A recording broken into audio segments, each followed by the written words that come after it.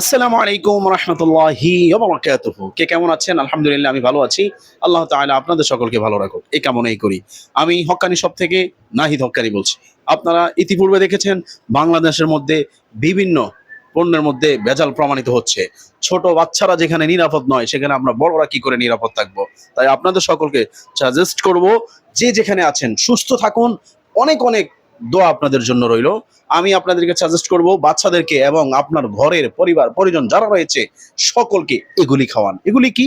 কিসমিস আছে, আখরোট আছে, কাঠবাদাম আছে, কাজু বাদাম আছে।